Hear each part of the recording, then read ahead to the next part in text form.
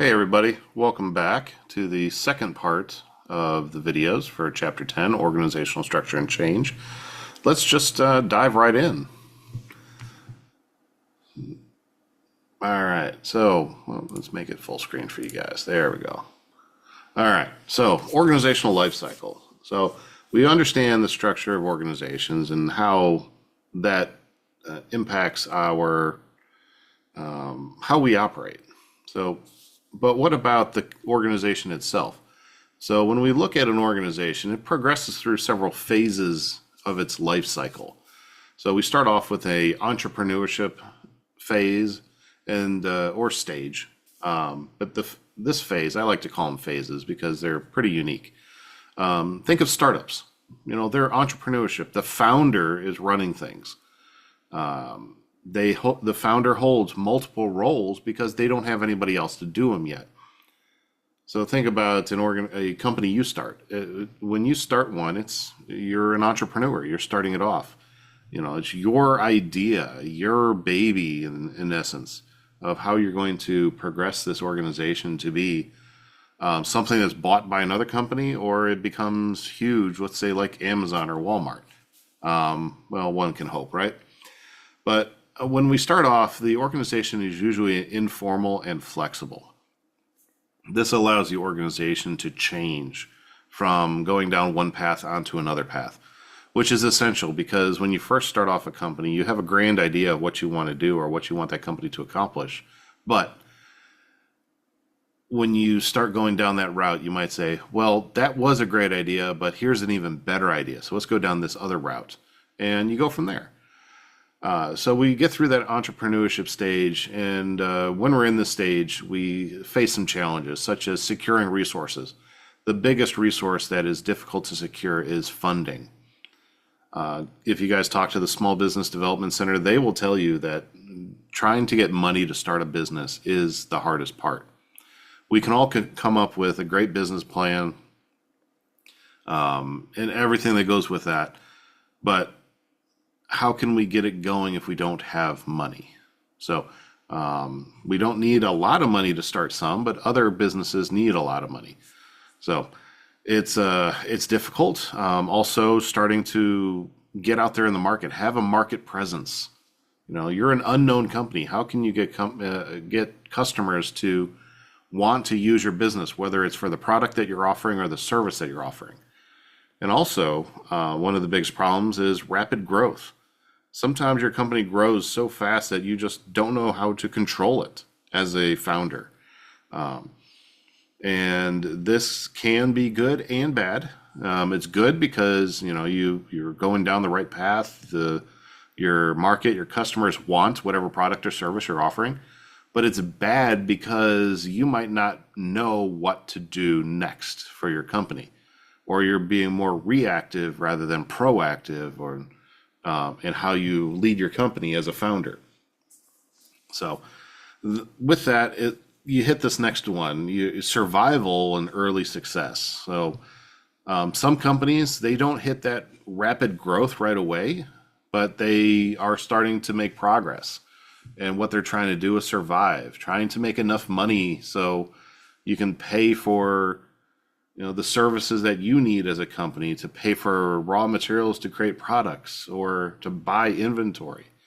All these things are essential for a company, and financing is one of those difficult parts of that. So the company is growing, hopefully at this stage. So you're getting some success, but it might be small. Think of a snowball. You know, it starts off tiny, and over time it gets bigger and bigger and bigger. So this is where we're starting to make some more formal processes that our company is going to use, because you may have to pass this information on to the next person that you hire as a founder to take over these duties. You know, you need to move from a founder into a CEO role, or start to move into that direction. That way, you know, you can be successful, because you're going to have to start thinking bigger as a CEO rather than, you know, I'm trying to make payroll. Now you're trying to think, I've made payroll. I'm able to pay all my bills. What is the next step? And that takes a lot more effort for people to think about. So that's the mindset of this early success is you have to develop these formal processes because that if you don't document it, you're not going to do it the same way. And if these processes are leading you to success, you definitely want to have some type of record of it. So people in companies that are in this phase or stage are, the job roles are becoming more specialized. So you're going to have one person that might be dedicated to the supply chain functions, dedicated to the accounting or finance side, marketing side. You're going to have people that are dedicated to these. And also a hierarchy is starting to take shape. You might have somebody that's hired to oversee marketing and supply chain, or marketing and accounting, or accounting and finance. You're going to have managers start to show up rather than just everybody talking to the founder or the CEO. So you're going to have to start a hierarchy. And one of the biggest challenges, or several challenges you're going to run into, is managing operational efficiency. How do you keep your company efficient without waste? All the waste that can go around companies. I mean, think about it. We have Doge in our federal government right now taking care of business. Some people would say it's for the better. Some people don't like it. I'm on the fence because I don't know the end result of what these benefits are going to do, or if there's no benefits. There's a lot of court cases. There's a lot of claims of success, but I'd like to see more. Personally, as an individual, as a taxpayer, I want to see more proof or actual savings on my taxes. Anyway, but that efficiency and also maintaining flexibility while introducing that structure, that more formalized structure, hierarchy. You don't want to lose the drive, the passion of the people that are working at the company when you go more formal from the informal structure type. Because you're going to have people that are still with you from the beginning days that have a passion for it. But if you start to make the job formal and have these hierarchies and these job roles that are more specialized, those people might lose their spark. And that could be a detriment to the company. The third one here, maturity or sustained success. So these organizations have established structures, and those structures have clear hierarchies and formal processes. They've been around for a little bit. Every company is different. Every industry is different. For example, a marketing company that's been around for 5 years might be considered a old company, where a bank that's been around for 150 years might be considered old. So think about the industry that you're looking at to go into. What is considered, a mature company in that industry? So these companies generally have a focus on efficiency, focus on standardization and consistency. This is their priorities. They're looking to save money.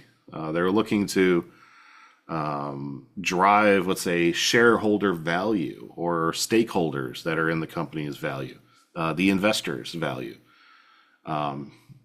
Because they might have hit kind of like a cap of how far they can grow. They've maxed out their customer base. They've done all sorts of things, and now they just need to try to maintain that and try to edge out every little bit they can beyond it. So there's a lot of challenges in this phase. One is avoiding stagnation.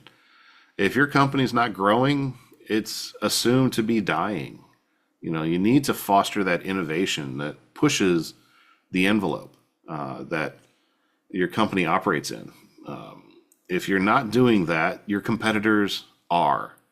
So how are you going to maintain your edge over your competitors, or at least stay a competitor to them? If you're not doing anything, they're going to be like, okay, we don't need to worry about that company anymore. And that's not a good position to be in. And then your customers are going to see that you're not innovating. And then they're going to go to your competitors. And then your company will move into that next phase we have here. But another challenge is maintaining the company's agility or being dynamic in decision making. Because of these formal structures, it's actually making it tougher and tougher for being agile in that decision making process. Because there's different levels that make different decisions depending on what the case may be. And, the people that make those decisions are going to be more risk adverse. They're going to be trying to avoid risk in certain circumstances, where somebody down on the front lines might be like, all right, let's do this. But once you go up a level or two in management, they might be like, well, wait a minute here.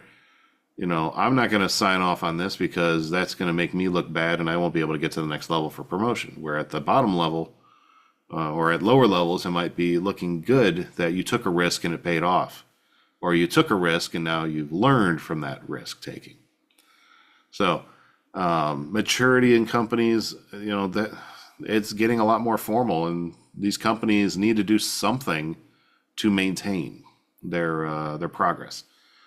And then we have this last one here: renewal or decline.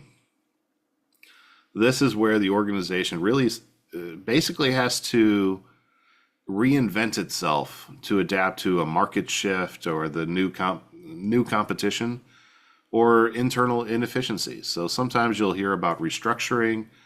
You might hear about downsizing. You might hear about all these terms that are thrown about. But really, it comes down to the company is trying to survive. They're trying to make themselves still relevant to their customer base. So let's take Cheerios, for example. Cheerios, in its standard form, has been around for decades, maybe even a century at this point. But the course of plain Cheerios is gone pretty much. I don't meet many people who like plain Cheerios. Most people have said Honey Nut Cheerios is their favorite, but babies like plain Cheerios. And that's a good thing. So that could be a marketing angle that Cheerios can do to make that product, plain Cheerios, still relevant in the market. But also adding different flavors, that diversification. Honey Nut Cheerios, apple cinnamon Cheerios, chocolate Cheerios. There's probably about 15 different varieties of Cheerios that have been on the market over the years. And that has made the life of Cheerios extend. It renews that life through that innovation in their products. So diversification on that. So if you go to Walmart or whatever grocery store you choose, you're going to see, yes, there is Cheerios. There's different size boxes of Cheerios. You'll see there's a bag of Cheerios, but you're also going to see these individual, single serve cups of Cheerios. You go over to the candy bar, or not candy bar, but let's say the snack aisle. You're going to see maybe some Cheerios branded snacks in there, kind of like in bars shape. So you're going to see how these companies are trying to diversify their product offering to avoid the decline. The decline is also a result of a resistance to change in the organization. They're like, we're doing good, but so why should we change? Keep with what we know. Well, this is going to lead to a loss of relevance in the market. Think about products that you have gone and bought. Many of you have the Apple iPhones. If they never put out another iPhone, then I think they're on the 16 now, 15 or 16. If they never put out a 17 model, how relevant do you think iPhones are going to be? How soon do you think people are going to start switching over to Samsung or another Android type phone? It's probably going to be pretty quick. I would say Apple's going to lose their market share because they're no longer relevant. They're not innovating. And it's going to lead to financial trouble for the Apple company because iPhones are their big seller. And if you don't have an iPhone, well, what's the point of getting the earbuds and the headphones that go over the ears and so on and so forth? All those extras, the watch and stuff. Yeah, the computers would probably stick around because people like the computers, but the whole phone and their accessories would probably, have decline. So, with all this in mind, this is one of the challenges you face in this stage.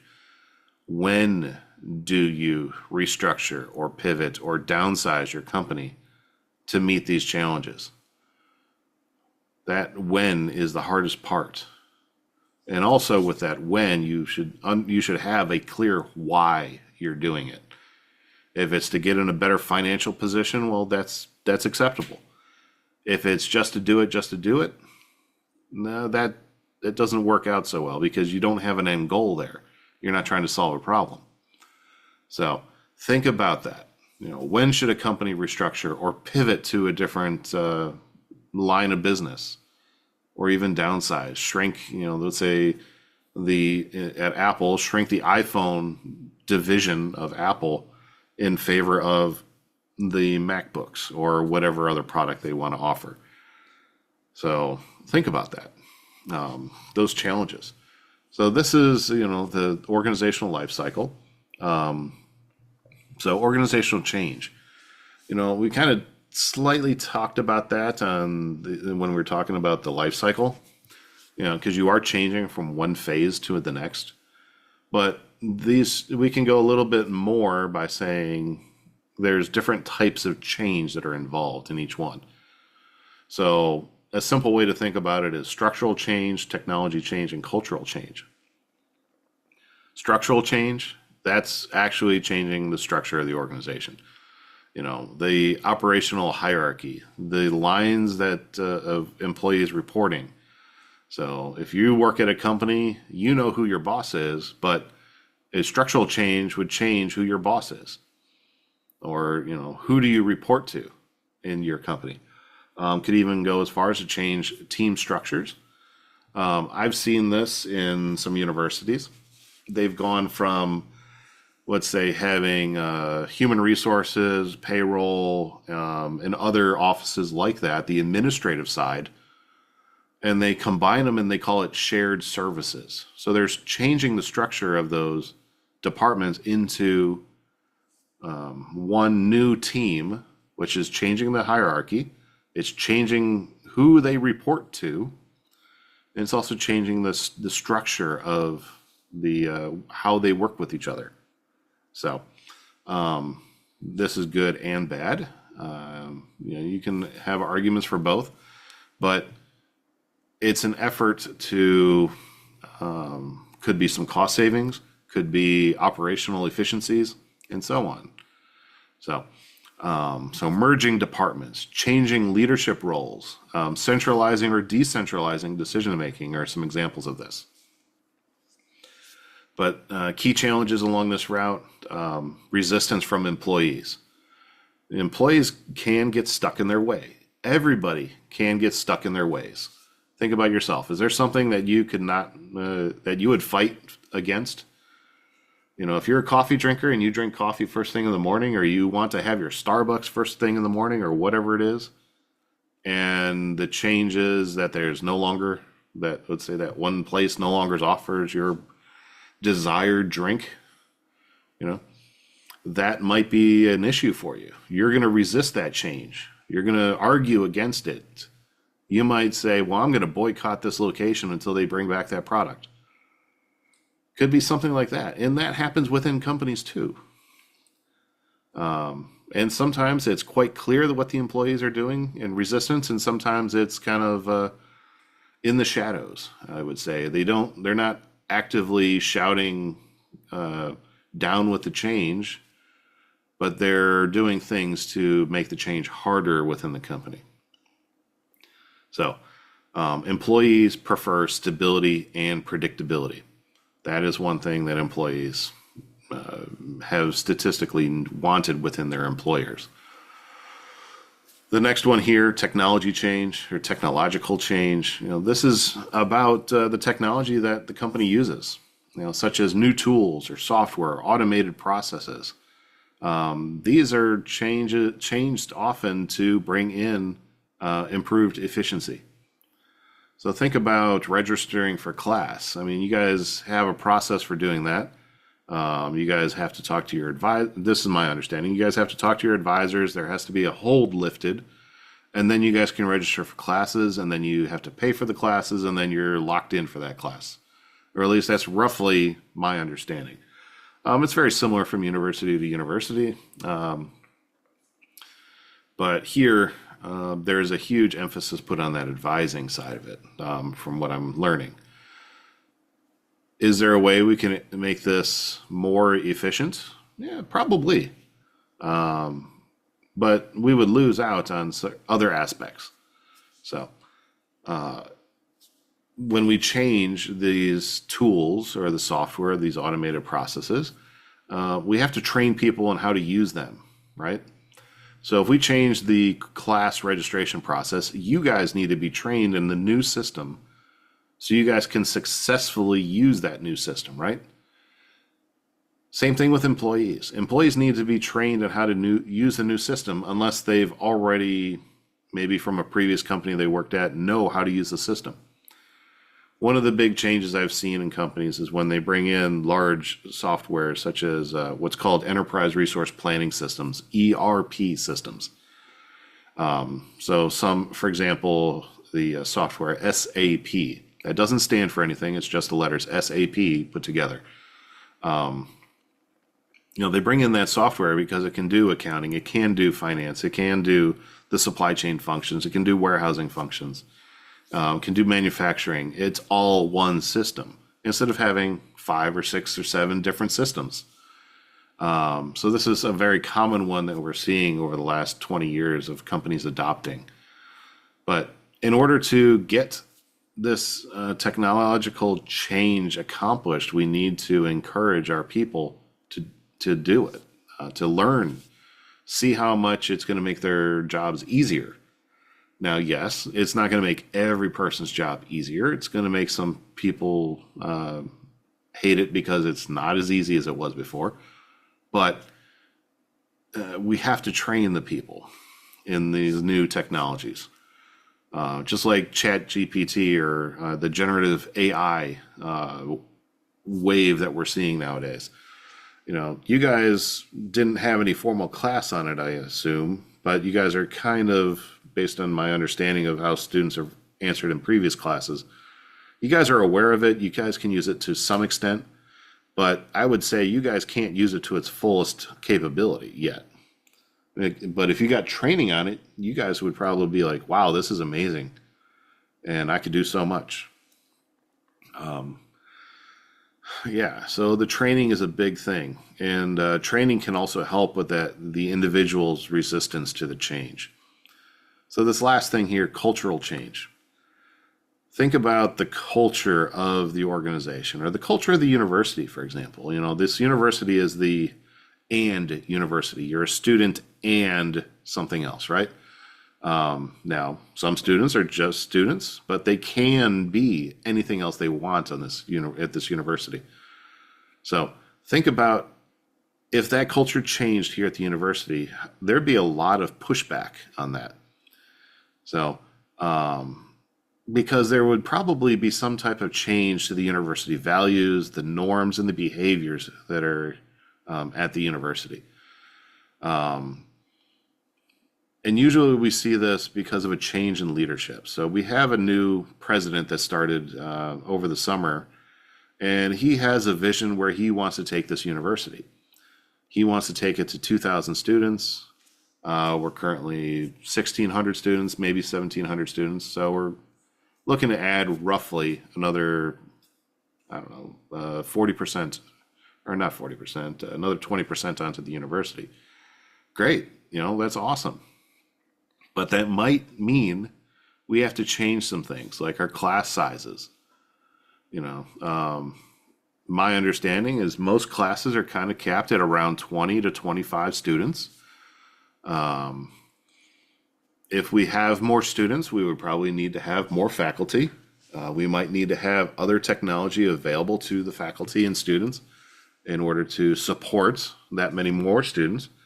Need dorms and all this kind of stuff. So we would have to change in other ways, just to bring in more of a student population. So this cultural change, it may involve fostering collaboration among students, faculty, administration. It also can actually improve diversity and inclusion. I know those are kind of buzzwords that are not in favor right now, but it can. If we have another 200, 300 students, we're going to have a little bit more of every, let's say, ethnic group on the campus. And within ethnic groups, different subgroups within that. And that can be a positive thing for the university. And also it can actually improve or enhance innovation at the university. You have more people thinking about a problem, there's going to be more ideas that will be developed. Think about brainstorming. If you brainstorm something by yourself, you're going to only get a couple answers or possibilities, right? But if you have 2,000 people brainstorming, you're going to have a lot of options to evaluate. So this is a good thing. However, some challenges that we run into with a cultural change is the deeply ingrained habits and mindsets among the employees. Think about this university. What is a deeply ingrained habit? What's a deeply ingrained mindset, of the faculty, staff, administration, and the students?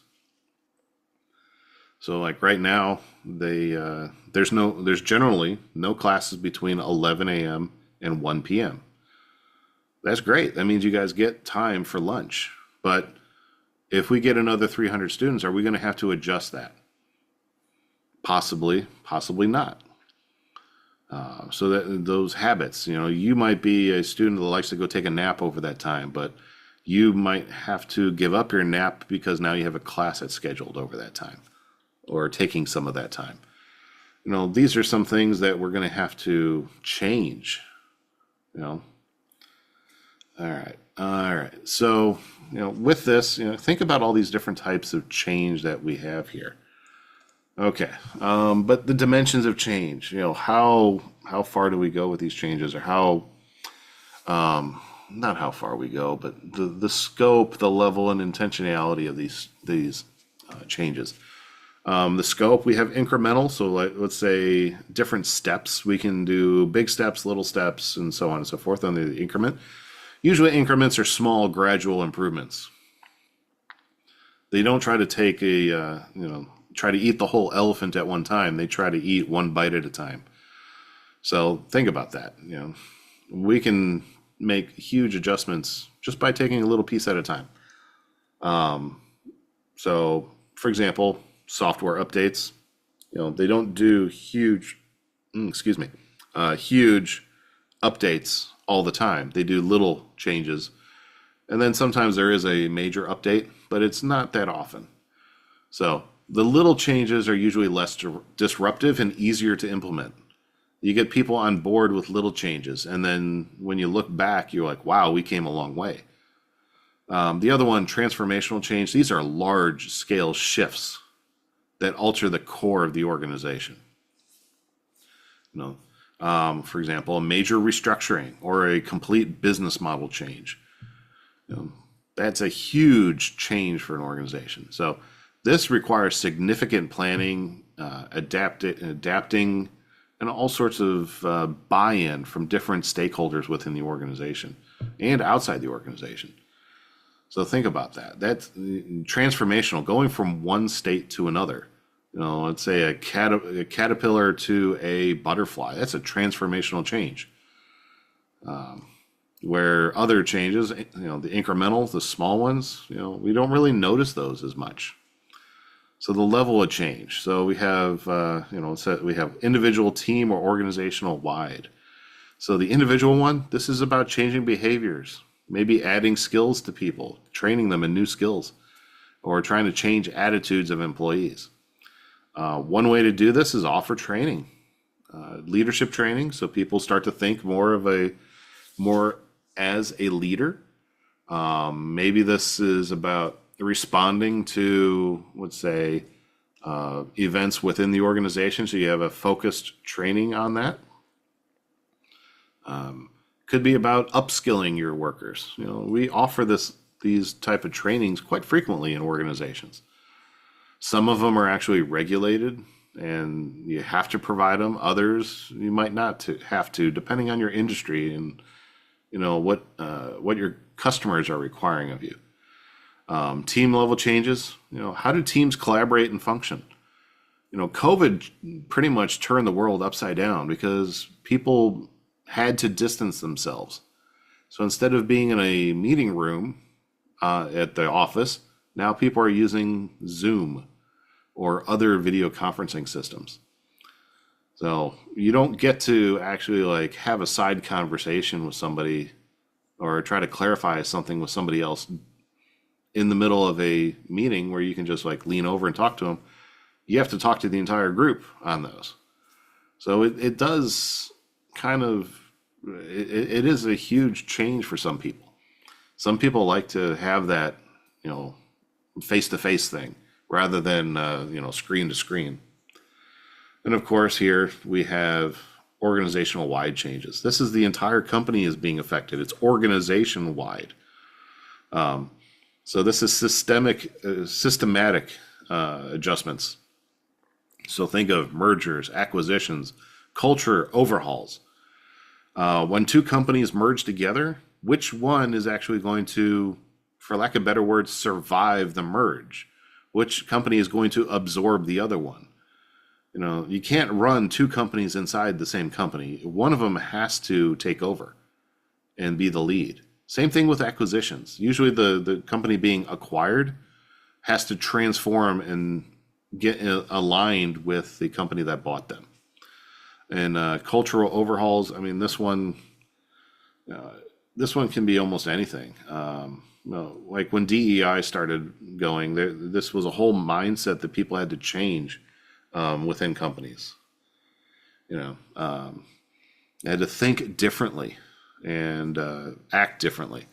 And there was a lot of pushback. And as you guys see in the news, there's still pushback about this, even though it's been going on for a couple of years. All right, and this last one here, intentionality. So is this something planned? Is it something that we saw coming and we were able to make a plan?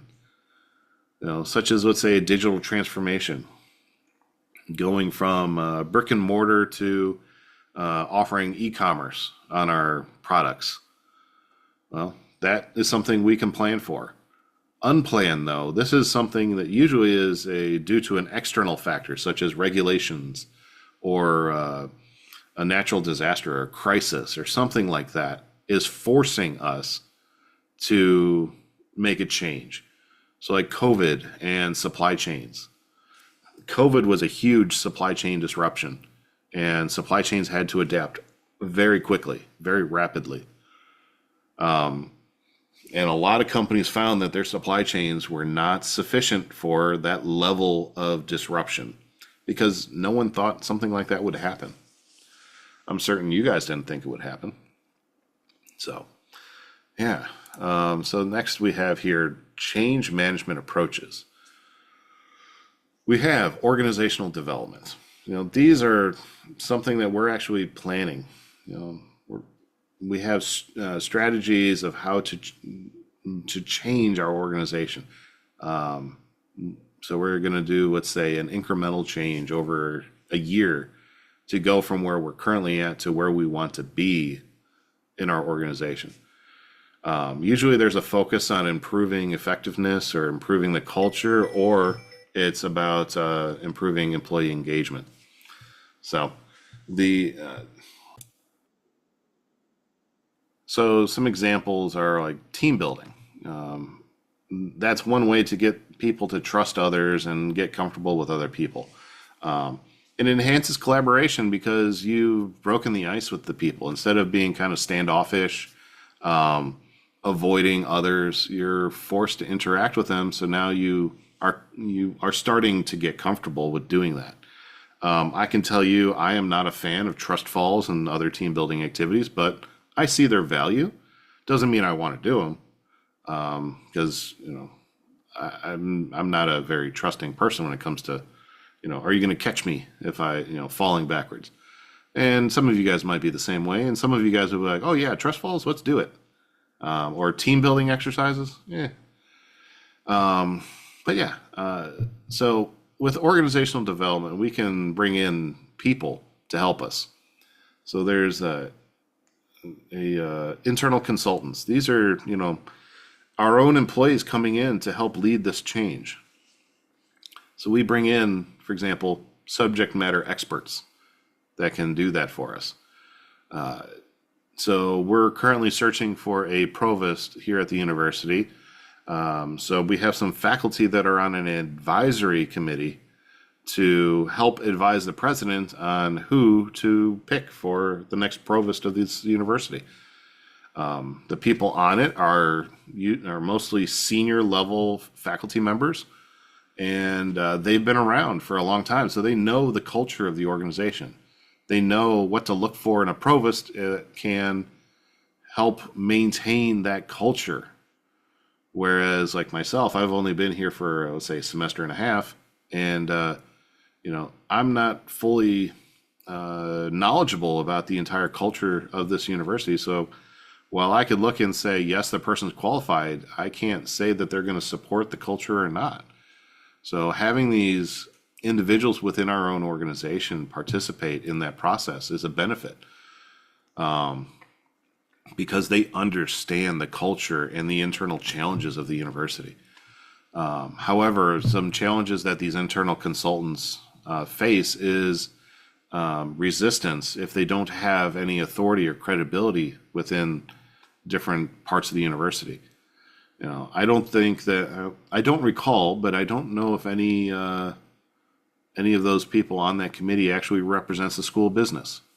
I'm sure the dean is on the actual committee for the provost, but when it comes to the faculty, I don't think there's a business faculty on that committee, which, is, maybe a negative, but is it necessary? So there's a challenge there if, because how do we trust, as the business college or business school, how do we trust another faculty member who doesn't know how the business school operates and how we do things? Yeah, we don't operate vastly different, but we are different from, let's say, the music department or the nursing school and so on and so forth. We do things differently. We have different, how can I say it, different ways of going about teaching our students. So an example of internal consultants might be the company's human resources team leading a diversity and inclusion initiative. Yeah, that's probably where you would stick somebody who's, let's say, leading that the DEI initiative. But are they going to have credibility within the marketing department, the whatever departments that are there? It's just HR basically dictating down, they may feel. Another option that you can do is hire external consultants. So these are independent experts, and they are experts brought in to provide advice and specialized knowledge. Most external consultants have done this kind of stuff before. They are experts on what they do, or what they consult for. Most of them have a decade or two of experience in that actual field that they consult within. But they can bring a fresh perspective and experience from other organizations. While let's say we brought in a consultant to help us with the provost search, which they did. They hired a company to help with that. That company has helped other universities, other liberal arts universities. So they know a lot of things that we don't have to tell them all again, because they understand the values of a liberal arts university. we're small but mighty and all that other, stuff, the Division 3 sports, athletics, that kind of stuff. However, these internal consultants, because external consultants, they may struggle with understanding company specific dynamics or gaining employee trust. Think about that. An external consultant that you don't have any knowledge of, like they just show up and you're expected to listen to them or take their opinions, as not as direction, but you are to consider their opinions, but you don't know anything about them. So you're going to get some pushback from employees and others in the company, and they gotta earn the employees' trust. These consultants have to earn the trust, and sometimes that's done by actually showing that they're doing a good job, that they are that they have the knowledge. So an example here, hiring a consulting firm to guide a company through, let's say, a digital transformation, hiring a new provost, hiring a president of the university. There's all sorts of consulting firms out there that specialize in different areas. And, trying to find the right one is often the hard part, trying to find which one will actually accomplish what you're looking for. So I'm going to stop here with this video. I appreciate you guys watching these videos, and I'm hoping you're watching them to the end and learning a lot. But as always, send me an email if you guys have any questions. I'll definitely respond to your emails. It will be in the evening. I'll check every evening my emails just in case. So look forward to having you guys on the next one, and I appreciate you guys coming. Thank you very much.